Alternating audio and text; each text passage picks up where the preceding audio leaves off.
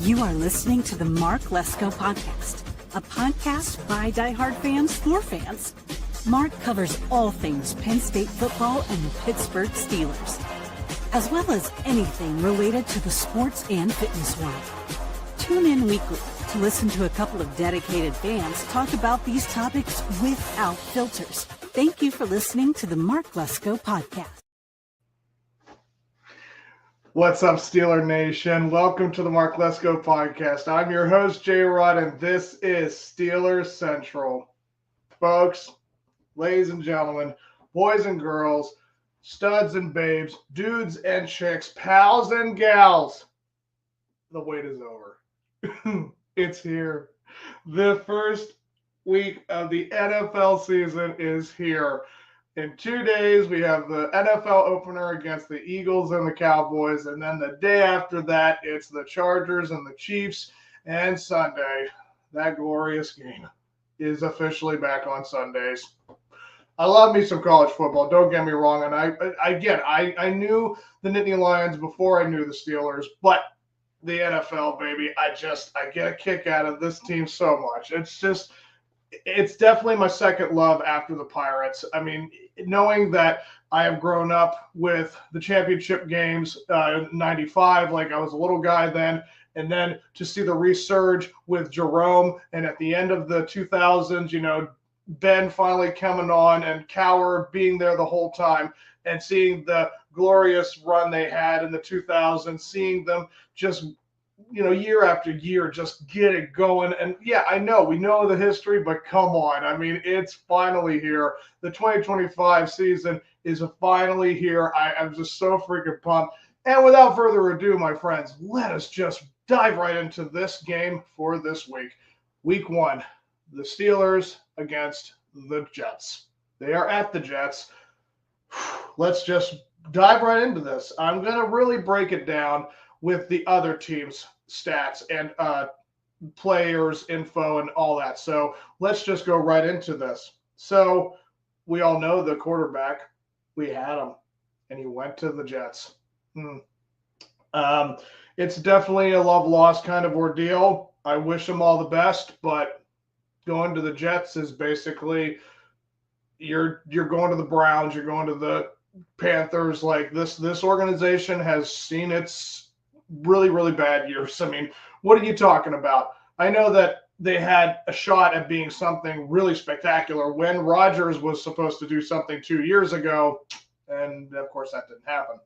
But it's just the way that it all is conducted, the way it goes down, it just seems like the three teams that pop into your head when it's like in the NFL between the Jets and the Panthers and the Browns, it's just, man, I feel for them. Again, I'm a Pirate fan. I know what it's like to have to go through years and years and years of not having anything go your way. Everything just seems like they're doing it for the other popular teams in the sport. But yeah, it just seems like you're meant to be the punching bag of your division, of the NFL, everything. So, but yeah, let's go right into this, shall we? Now, again, the Justin Fields thing with quarterback. He has had 5 years of NFL experience. He's 6'3", 227. Last year with our stats, he had 1,100 passing yards and 5 touchdowns to 1 interception. So that is a quarterback rating of 93.3. I mean, that's not terrible. It's not. I mean, you just look at like what he did through those 6 games with the Steelers. I mean, he threw for the first week, he was 17 for 23, 156 yards. Week 2, he was 13 for 20, 117 yards against the Broncos, and that was a really good defense. So, I mean, the fact that he had anything go for him, that's how it's going to go. And then there was that 20-10 game. I remember that's distinctly because it was 25 for 32 and 245 yards. I mean, that is like the best version you were going to get out of Justin Fields, I think. So I was like, all right, so we're going to have no problem. And then you witnessed that tough loss at Indianapolis, 27-24. He was 22 for 34, 312 yards. I mean, he had more yards than the game before, but it's like, man, he did everything he possibly could to get them back in that game. And then you saw a little bit of the decline with the Cowboys. at home with that 20-17 last second loss at the very last play. Oh, that still hurts. He went 15 for 27, 131 yards. And then for his game against the Raiders, he was 14 for 24, and he had 145 yards. And that was really all about the run game in that game. So, yeah, he was 4-2, and yet they didn't think that was enough to keep the job. But, you know, you look at those numbers in terms of his passing. Yes, he had 2 games that went more than 240 yards. But every game that was the other 4 games, I mean, it was averaging 140 yards a game. Like that, that's not going to get it done when it's a passing game. You can't throw 140 yards in a game, regardless of if you're a running quarterback or not. So I know his skill set. I know what he can bring for this team. So, yeah, he's going to be extremely interesting to watch in this game because, again, he knows every one of our personnel. He knows what our weaknesses is, and it's really going to be tested in the first game. I mean, he's really going to try to find a way between him and Breece Hall. I mean, they're just going to try and run it down our throats, and rightfully so, because that's our biggest weakness. I'm very curious to see how this defense is going to play out against this Jets team, to see what they have ready for. I mean, this defense, I don't know, the offensive line for the Jets, I mean, that might be another one of their big strengths. I'm not saying that, you know, it's the most terrifying one, but they've had a pretty solid offensive line for quite some time. So is it going to be effective in this game? Who knows? It's the first game of the season, so could we take advantage of that fact? Hopefully that is the case. But again, mentioning Breece Hall, I mean, looking at his entire layout, he has 4 years of experience. He's 5'11", he's 217 pounds. And just seeing these numbers from last year, he never, he had 1 game where he went over 100 yards rushing. He had about, 1, 2, 3, 4, 5, 6, 7, 8, 9. He had 11 games out of the 17 games last year. We at least ran over 50 yards. I mean, doesn't sound like effective stuff, but if you get over 50, I think, you know, you had an okay day, you know, but there were several games where he had 80 yards, 74 yards, 78 yards, and these were against teams like the Colts, the Texans, and the Patriots. I mean, their defenses are good, but they're not, you know, they're probably in the middle, you know, so he is a very effective back. I mean, a couple of years ago, or last year or 2 years ago, he definitely had some decent numbers. He was always being used, so he's a pretty effective power back. So, I mean, yeah, he's definitely going to be something to look at when it comes to his combination with Justin Fields and seeing how that is going to play out. If there is one thing that's really going to expose us, it would be that. If they're ready to go and we're not, yeah, that's really going to be a tough day for them. So let's move on to the wide receiving core. Naturally, the WR1 is Garrett Wilson, very, very effective player. His numbers, he has been in the league just for 4 years. He's 6 foot, he's 25 years old, and he's 183. I mean, that's a pretty standard wide receiver, a little short, but, you know, the guys, I think your typical wide receiver, 6'2", 6'3", maybe a little taller, but, you know, again, his numbers always reflect, like, he's got, I'm looking for games over 75 yards, and he has 1, 2, 3, 4, 5. He had 5 games where he went for over 175 yards. He had 101 games against the Vikings. He had 107 receiving yards against the Bills, and he had 17 yards at the Patriots, and then he had the 90 against the Texans, and he had 114 against the Dolphins. I mean, the Dolphins' defense is no schlub, and the Bills definitely don't have a bad defense. They're pretty decent. And the Vikings, I mean, they were pretty fantastic last year. So, I mean, this dude knows how to get the better of a lot of good players. But, again, acquiring Slay and acquiring Ramsey, it's going to be a pretty tough day for the wide receiving core. Those guys are in their 30s. I know they're a little older. That doesn't mean they still can't, you know, go with the best. So I'm very much excited to see how the cornerbacks versus wide receivers go in this game. But I do think we have the slight edge. Again, just the experience and how many games they've played and how many players that they have covered. I think that they're going to be able to handle things. And then the next guy, a WR2, Alan Lazard. you look at this, the guy's had 7 years experience. That's the most so far. He's 6'5" and 227. See, that is the quintessential wide receiver. That is a heck of a bunch of names. I mean, he's 29 years old, but that's still very, very good age to be. Nice in the middle where it's like you're in your prime. You know how you've been around a lot, but you still have that juice still left in you. I mean, you have 1, 2, 3 games where he had receiving yards over 70 yards. And yeah, the big one he had was against the Bills again, but they still lost that game. I mean, it's definitely a very effective wide receiving core between Lazard and Wilson. So yeah, but again, they've got their work cut out for them when they play our cornerbacks. So looking at what would be the next thing, tight end, let's see what Jeremy Ruckert looks like. So Jeremy has 4 years experience. He's 6'5", 250. Pretty darn good numbers for a tight end. And, last year he had absolutely nothing. He did not. Oh, my goodness. That man's biggest day last year was he had 3 catches for 14 yards, and that was at the Patriots, and they lost that game.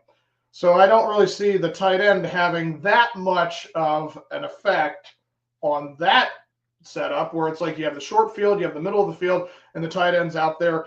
I mean, that may not be boasting well for the passing game, but again, we're going to see how Breece Hall opens up the game for the Jets. And yeah, it's looking like that's going to be effective in that regard, but not in the tight end. I mean, I think our defense will take care of that very well. So far what I'm seeing is, yes, there are threats with the wide receiving core, but it's a question of, can Justin Fields get the ball to them? Can he get outside of the pocket and escape our edge rushers? I mean, it's going to be a tough day. I mean, you're thinking of just the cornerbacks, let alone the edge rushers of Mr. Highsmith and Mr. Watt. I mean, come on. This guy is always going to be at an elite level. I don't care if last year 11 and a half sacks is his worst year. Oh, gee, that's darn. I think I'll take that. But, yeah, so if you look at the whole line itself, at left tackle, you have Alu Fasciano. I think that's how you say his name. I apologize if I butcher names. Left guard, you have John Simpson. Center is Joe Tipman. Right guard is Aaliyah Vera Tucker. Right tackle is Armand Menbu. And the full, so that's your line. I think that's a decent line, but at the same time, I mean, if I look at like all these names and I see how many years of experience, Fasciano has 2 years. John Simpson has how many years? He has 6 years. I mean, that's a good number. I mean, anything over 4 years, I feel like you've got enough experience in the NFL. And Tittman has 3 years experience, but I remember seeing a lot of numbers for him. The right guard has how many years? He has 5, so that's a good, decent amount number of experience. And then finally, looks like this new offensive tackle is rookie. Yep, he'll be 21 years old. So, yeah, he's a rookie. But still, you're looking at a lot of, guys with some experience. I think they've been around with each other enough. But, again, I know what our defense is going to be. So I'm not saying that's the only thing I'm looking at. But it's like if you see the defense, do they have, outside of Sauce Gardner? Yeah, so if you look at Sauce, I mean, let's see his real numbers. Been in the year for 4 years. He's 6'3", he's 190 pounds. I mean, he is a fantastic corner. So if I look at just his sack numbers, so these are his numbers going back. So you have 3 sacks, week 17, that'll go down. 1, 2, 3, 4. 1, 2, 1, 1, 1, 1, 3, 4, 1, 1. That man has recorded a sack every single time last year. Wow. So his career numbers with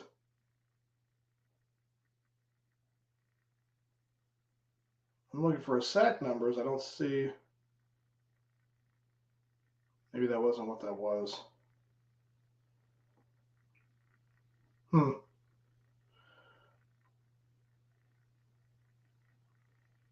Oh, I'm sorry. That was solos. I'm so sorry, guys. Sorry, I was looking at the wrong number. It was right beside it. So he didn't have a single sack last year. Or no, he had one.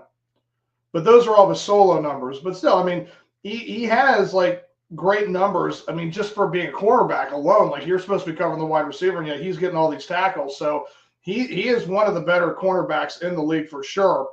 And, you know, if you look at like edge, Will McDonald the fourth, I mean, yeah, he has some pretty good numbers too. Had 3 years in the league.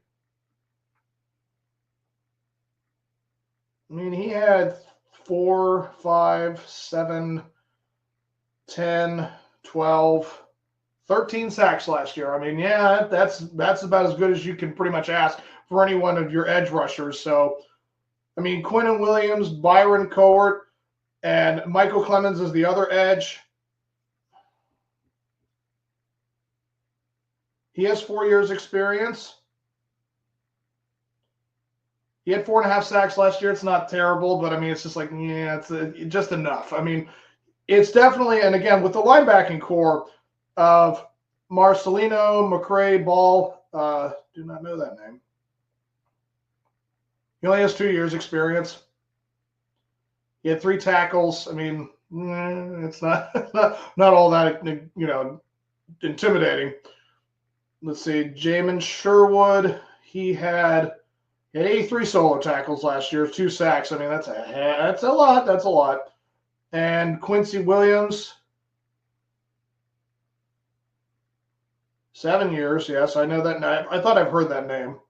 67 solos and 2 sacks. I mean, four forced fumbles, though. I mean, 4 forced fumbles. And to add it up, Andre Cisco and Tony Adams are their safeties. 42 solo tackles, no sacks, 1 interception. What did Tony Adams do? Just to really wrap this up. 34 solo tackles, 1 sack. And then for the nose guard, what's that? Nose nickelback, you have Michael Carter II. 5 years. He had 16 solo. I mean, these are not like the most impressive numbers. They're not. So, I mean, defensively, it seems like with Brandon Stephens, sorry to end the cornerback and then I'll be done.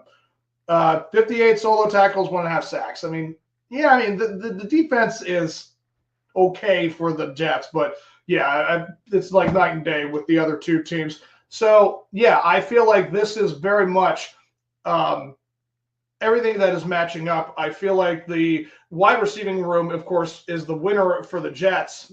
And I feel like everything else, yeah, the running back, you know, I feel like that also goes to the Jets. Because, again, Breece Hall, I believe I would trust way more than Jalen or Caleb, maybe even combined. But, yeah, outside of that, you've got a young quarterback with Justin Fields trying to get a revenge game on us, and then you look at Rodgers who's trying to get a revenge game on the Jets. Because I don't know if this is really a revenge game because, again, he was there for 2 years and it didn't work out. I just don't know what's there to be avenged. But with Justin, he has a lot to feel like it's a revenge game because, again, he get everything he was supposed to for them, and they still basically discarded him. And I just did not like how the coaching staff and the organization handled that. But again, it gives him all the fuel to want to get back at us for saying, well, you shouldn't have let me go. But I do know what our defense is capable of. And again, this is night and day compared to the Jets. As the Jets, they may have the 20th, 22nd best defense. Even with Sauce Gardner, even with guys like him, yeah, it's definitely going to be, I think, an outmatched situation where it's like we have some of the best guys covering the wide receiver and running game. Like I'm so curious to see how the running game is going to be taken care of. I do feel like that it is going to still be a little bit of a struggle. I don't know if it's been completely fixed. Listen, Cole Holcomb is back. We do not know what he will look like on the field, but I do remember what he used to give them. And that 2020, or what was that, 2021? No, it was 2022. The 2022 season, it was 2023 season, he was absolutely fantastic until he got hurt. And then the 2024 season was completely lost for him. And I felt so terrible. I'm like, man, they really had something going with that guy, and he was a beast. He was showing up every game. So it would be probably a good thing to see what he looked like with Peyton Wilson and Cam Hayward and all them. But Derek Harmon will be back soon. He is a #1 overall pick.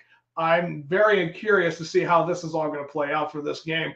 I don't know if I want to go quarter by quarter, but it's like I feel like if the Steelers establish a run game against this okay defensive line with the Jets, like that's, again, you're using the teams that have like the lower tier defenses to kind of really get something going, just to get some confidence built. I mean, I know once you face a team that will stop that run game will go away, but still, you start to get a little more like experience, and you know how to read stuff a lot better. And I think it would help Caleb Johnson. But of course, Jaylen Warren just got that huge extension. I mean, 2 years is big for that kind of game. And no one saw it coming. I did not see it coming. I was like, okay, that's great for Jaylen. I am interested to see why they did that over Cam's deal first, but whatever. It's what they want to do. And yeah, so the whole thing with him, that's something to also monitor.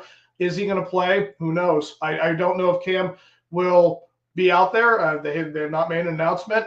They haven't said anything, so I don't know. Like, again, but the real question and the real thing I want to see in this game is, #1, establish the run game. You get Jaylen and you get Caleb going. I mean, it should be a pretty effective game, because again, Rodgers, despite his age, he still has one of the best arms. He has accuracy. And again, I'm so excited. Again, this is another thing. #2 thing, I want to see Aaron Rodgers and DK connect. I want to see the first touchdown go to Metcalf for like a 45, 50-yard bomb or something like that effect, and just have it be a spectacular catch in the end zone. That would be such a cool thing. But again, the most important thing is to see the connection between Rodgers and Metcalf. So #3, and of course, like I said, I guess in the first one I said establish a run game. I guess that kind of falls with the O-line as well. So it's like, if the offensive line gives these holes to Johnson and Jaylen and those two, so it's a combination of like the O-line and the run game. That's my #1 thing I want to see. #2 is the connection between Rodgers and Metcalf. But #3, what I want to see them do is establish the middle of the field. Please open up the middle of the field. Throw balls in the middle of the field for the offense. It seems like a lot of things are coming from the offensive side, and that's really what it's all about.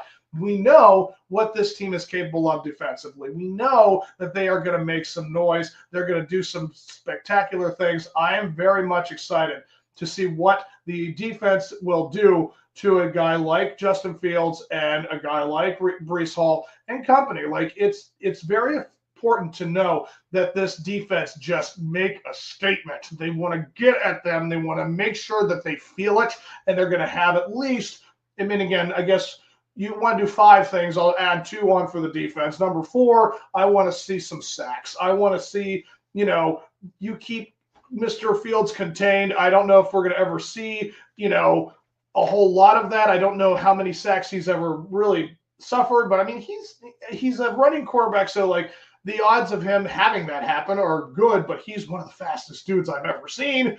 So, I mean, he definitely will know some schemes to get around. It's going to be interesting to see, because, again, the only thing I'm saying that will derail the game for us is if they somehow get that run game going completely and we can't stop it.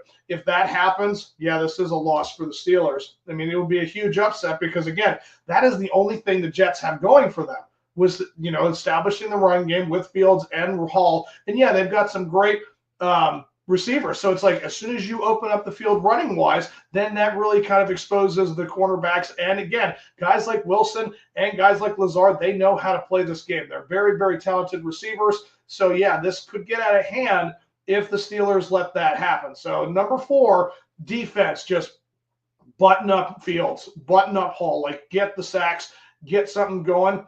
And #5, I just need to see I want to see how far Boswell can still kick. I mean, if he can still connect on a 50-55-yarder, that would be great to see. So, I mean, I know that he has been asking for like an extension or a raise, but again, does he deserve it? Absolutely. The dude has been one of the more important Steelers in the last several years. So there's so many things to look forward to in this game. But I would say, like, by the end of the first quarter, I would say that I'll say that it's going to be 7-3 Steelers.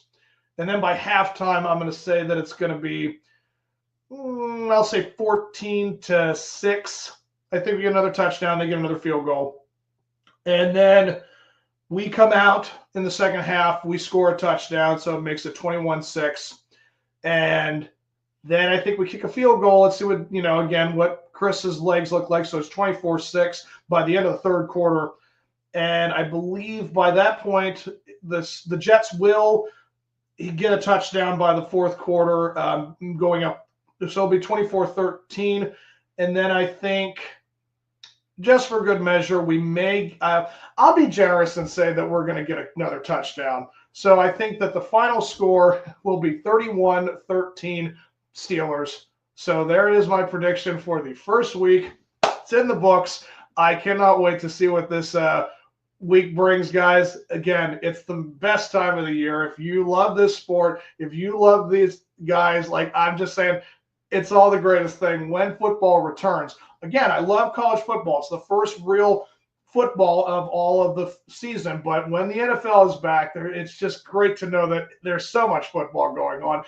Thursday night, Saturday, Sunday, Monday, it's like all week is practically football. It's like, I'm so for it. It's coming, guys. Let's do this. It's ready to go, man. Let's go, guys. And here we go, Steelers. Enjoy the season, guys. Woo-hoo!